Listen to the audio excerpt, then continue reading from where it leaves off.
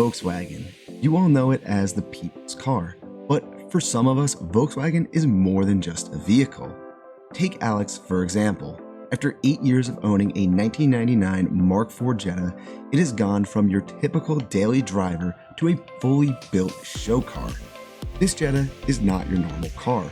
With a pretty strange background from Volkswagen and a big turbo VR6, Alex has created a car that is not just pleasing to the eye, but also a piece of art.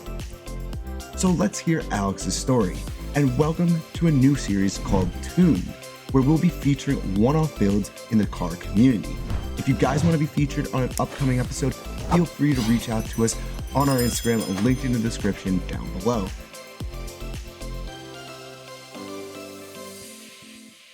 Hi, my name is Alex Pappas, and I drive this 1999 and a half Volkswagen Jetta GLX with a 12-valve turbo. I got into cars my entire life, really. I've been building everything in the driveway, lawnmowers. I've had it all. Me and my dad, we build buses together. We have one now. I'm sure people know what it is. It's a 1986 Bluebird Wonder Lodge that we've completely redone. And I've always had trucks, but I never really had a car. And I had a job that was far away from home, and I needed a car, and I bought this car. And it was just supposed to be a daily driver, and I think that lasted till maybe the end of the summer, and I started building it, and it hasn't stopped. So basically the history of the car, they body style it as a 2000, but it's really a 99 and a half. It was probably one of the first, I don't know, maybe 100 or 200 Jettas that came off the assembly line. It was brought to Rhode Island. It was shipped there by train. When it got there, it got hit. And when it got hit on the fender, the driver's side fender and the driver's side door. And basically they fixed it, can't tell. And they decided they were gonna make it like a dealer car. And I guess the way that some of the technicians were wording it back in the day when I worked for Volkswagen, they said, well, basically they took these cars and they just kind of Frankenstein them up, and they put different motors in them, harnesses, and they swap suspension and all that crap. And so I have one of these cars. Some people, they'll say, oh, well, it doesn't really matter. And some people are like, holy crap, like, how did you find all this out? And I tell them the more I dug into the car, the more I found. Basically, it should have had like climatic control and wood grain. It didn't have any of that. It just had a sunroof, leather, VR6, 5-speed. It did have some of the spare radiators down on the passenger side that are gone. And I didn't really know anything about these spare radiators until I learned that climatic control had spare radiators. So a little history lesson on that. Yeah, it's a Frankenstein car. I don't really put it out there as that sometimes. Like I said, people don't really understand it, but to people who work at Volkswagen or some of the old guys that come to the shows, they've built the Volkswagens, back in the 80s, they're like, oh yeah, we used to do the same crap, just that's how it was, put some different stuff in this car. Look at a Harlequin. I mean, those guys were like, I'm gonna put a red fender on that car and it's really pistachio green and stuff like that. So weird history. Everybody knows Volkswagen's got weird history. This is just another part of it.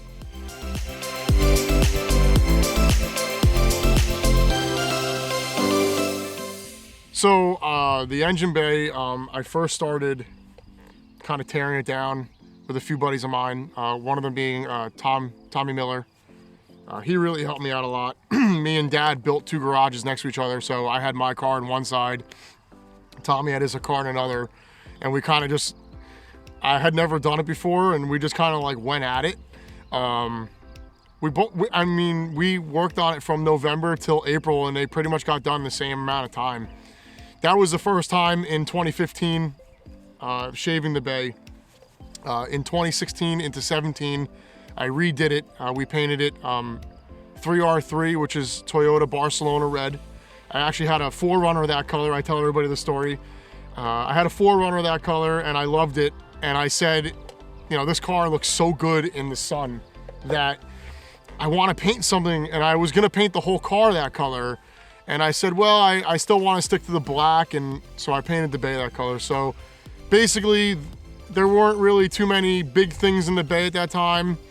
Once I painted it red, I decided, you know, polishing stuff, and so I went with a Schimmel intake manifold. It has all braided AN fitting, coolant hoses, oil lines, fuel lines. Everything is integrated engineering up into the rain tray with the fuel line, so they all quick disconnect. It's really a nice system.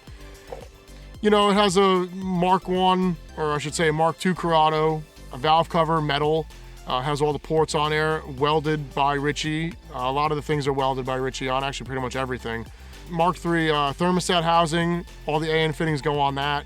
Top to bottom, the motor has all stainless steel Allen keys, so every bolt on it is stainless steel Allen.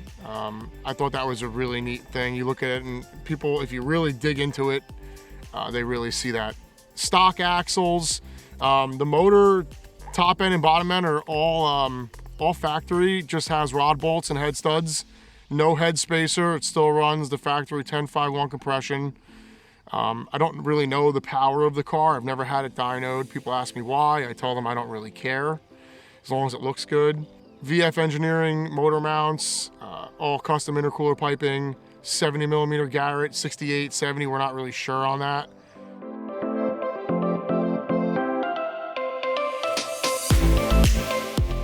Exterior of the car, pretty much factory as you would find it. Not so much for this model, but for a GLI. I don't say it's a GLI. I don't really like people who do that. So I don't say, oh, look at my GLI. I get people who ask me like, oh, nice GLI, but I correct them and I'm like, no, it's not, but thank you. All of the moldings and the lips and valances were all new from Volkswagen, and they are bucks. If anybody's wondering, it's ridiculous. They're $800 just for side skirts, $900 really just for side skirts. Yeah, no real extensive bodywork. The hood has been painted, the bumpers have been painted, the lips and valances and the moldings have been painted, but hard body, fenders, quarter panels, doors and roof, they're original. I try to keep it that way. Eventually I'm gonna have to just bite the bullet and paint it. But I try to keep it as best as possible. Amber lights, some people don't like them. I like them, they give the car a little color. Bora taillights, they have the single white strip on the bottom. They're not candy canes. It does have a GLI deck lid, which really can be as a 2-liter deck lid as well. They had the little dovetail on them. Nothing is shaved. There's no badges that are shaved, except for the fact that I took the Jetta emblems off. That's really it. And the VR6, the wheels, they are 18 by 8.5, 18 by 9.5. CCWs, ET, I don't really know the ET on them. ET sort of perfect? Is that a Mark IV thing? Like, everything's ET perfect? It's not ET perfect. There are adapters on them. I bought them already assembled. I would imagine I'm gonna disassemble them over the winter just to see what they actually are. I don't really know much about them, but they look really good. I forgot probably the best part about the exterior is the suspension. It's airlift performance V2. I don't think really we need to get to the 3H or 3P. I think that's a little ridiculous, other than the fact that it has the gauge pod on the tank. I think the tank's probably the coolest part about it. Yeah, it's performance all around. So you get camber, you get dampening. It really rides nice. It has Koenig shocks, orange Koenig shocks in the back. They work really well. I think that's like the best shock you can get for a Mark IV. The fronts, they're all original bags. They probably have about 2,000 miles on them in 6 years.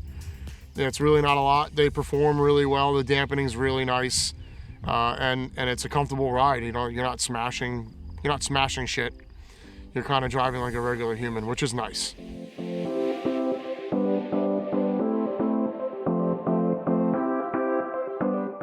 So we'll go to the interior. Basically, I had the stock interior in this car for 8 years. It was the original seats, original dash, original floor mats. This car came with monster mats, so I had them in there. And basically, I just thought it looked really good. I didn't really want to change it. You know, people were like, wow, this interior is really clean. Is it new? I said, no, it's 20 years old. And, you know, I've had it for 8 years. So I would say, no, it's 18 years old or 16 years old. And basically, I didn't really want to change it. I had a set of R seats pop up from Brian Port out in PA. He's a good friend of mine, and I do a little business with him. So he said, listen, I have these seats, your first grab. And I said, okay, I'll come and get them. Like right now, I left work early and I went out there and I picked them up. And, you know, they're like a 7 or 8 out of 10. They were really clean. I told him, I said, you know, give me something really good. You know, I want really clean set of seats. And he came through. They're really nice. So now we're gonna move ahead to basically this year. I talked to my wife and I said I really wanted to do more of a custom interior, and everybody has been bugging me since they've known the car. Hey, let's do a custom interior, and this is what we got. It's a custom interior by KDI Custom Upholstery in Harvard, DeGrace, Maryland. His name's Tim Miller. Some people know him, some people don't. Really nice guy, really down to earth. He had to put up with me, so he had to be a little bit stern, but a few cars have gotten done by him, you know, full interiors. This isn't a full interior yet. Next year it will be a full interior, but it's full diamond stitch, distressed leather. The headliner is done, everything except for the seats and the door skins, which I don't really think were a huge key factor this year. I think everything else had to get done. Basically, the biggest thing I was worried about was how the diamonds were gonna look, and they're hand stitched. He did an amazing job. There's probably 200 hours in diamond stitching. Yeah, he did a great job, and he posted the car a few weeks ago, and it got a lot of attention, and yeah, I think it came out absolutely great. The dashboard, people ask me, they're like, oh, how the heck do you run that thing? The car is on Lugtronic standalone, and they allow to have a Bluetooth module that goes right to the tablet. So anything, if I need to do a log, if the car's not running right, I can just send it right to the tuner. I just go right into the log, and I can drive, you know, however long. It'll do a log for a day if it needs to. Send it to him right away, and he can tell me what's wrong with it. It's also, I think it's really neat. You know, people pull up to the traffic light and they're looking in the car and they're like, what is that? You know, it's a little bit more accurate as far as temperature, RPMs. I don't get fuel or speed, which I've run out of fuel a few times. Anybody who's gonna watch this video, they're probably gonna make fun of me. But I've run out of fuel a few times. Dad's come and rescued me. But yeah, all the essentials are there, and it really works well. Foreseeable future with the car, again, interior, I want to finish it. I would like to paint it.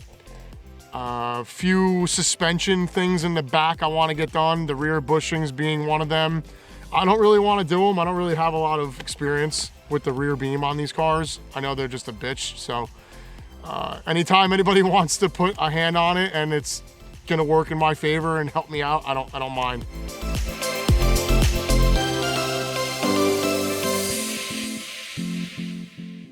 Yeah, so I get the question a lot of how much it costs to build this car, and I always say, well, I'm not done.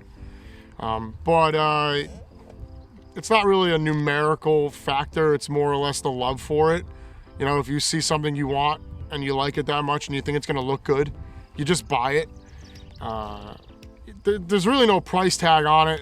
My dad, we've spent probably hundreds of thousands of dollars on the buses, and we tell everybody who's buying a bus, they're like, oh, well, this is gonna cost me this much money. It's really not. My dad will tell you, it's the fun of it. Rolling down the road, heavy, you know, this big bus, and same thing. I don't really drive the car too often, but when I'm driving it, you know, and I know the parts that are on it, you know, it's safe. They handle well.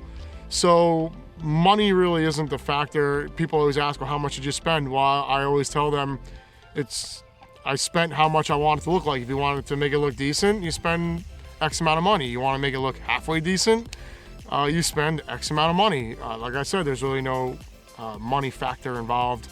I don't make a lot of money, so anything that I do to the car, it's sort of like, you know, however much I can spend on it is how much I'll put into it.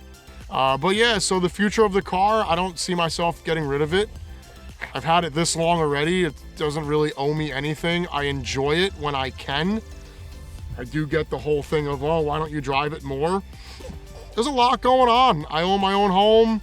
A lot of people own their own homes. The car is not at my house, it's at my parents', so I don't get to see it very much. And when I do, I'm sometimes involved in another project with my dad or with my parents or with my wife, which I haven't mentioned, by the way. My beautiful wife, Sydney, she puts up with everything that I do. Everybody knows Sydney. They love her. She's really a big part of this car too. I don't want to leave her out of it. Designing the interior, she was big on that. Going to get the interior, another big part of it. She was there. I'll be up at night, I'll be tossing around. She'll be like, "What the hell are you doing?" And I'm like, "Honey, I don't know. I just buffed the car today and it just didn't look good, and I won't sleep over it." Now she goes, "Go to bed." But yeah, she's really one of the biggest parts of the car. I don't leave her really out of anything. She's with me on everything. Oil changes, getting to shows, that's probably another big thing.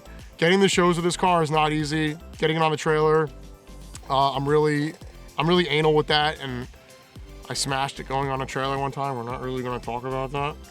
But yeah, she helps me out big time. If it wasn't for her, probably half of this crap wouldn't even go on. So like I said, just to end it really, a lot of friends involved. Richie Weeks being one of them, Tommy Miller being another, a bunch more that have been there with this car. They've seen it from what I got it to what it is now, and that's probably the coolest part about it. People seeing what you can do in 8 years or what you can do in a year. It doesn't matter. Some people can build what I have in a year. It took me 8. I don't really see it being a problem. Sometimes I was like, damn it, I wish I had this thing done for this show, and it wasn't done, and that's where it was. So I enjoy it, and hopefully in the next year or so we can do another video and see where it's come so far. Alex's Jetta is by far and away the cleanest and most sorted Volkswagen that I have seen in years. From the immaculate shaved bay to the perfect fender to lip fitment, Alex's Jetta is a piece of art that people should really check out. If you guys see Alex at a show, feel free to stop and say hi. He may come off as being a really loud dude, but he's one of the nicest and most genuine enthusiasts I have met. This Jetta took over 8 years to build, and with the help from many friends and family, the car is what you see in front of you today. I'll leave you all with this quote from Alex. "It's not about the money or how long it took to build this car. It's about the people that I have met along the way, who have given me a hand building the car and have become some of my best friends. Without them, this car that you see in front of you would not have been possible." Just remember, guys, the car scene is not about the social media clout. It's about the community, the people, and the businesses that support our love for cars. Don't forget that. I hope you all enjoyed this video on Alex's Jetta. If so, please share, like, and consider subscribing. If you want to be featured in an upcoming episode, feel free to reach out to us on our social media platforms. Thank you for watching until the end, and remember to stay humble.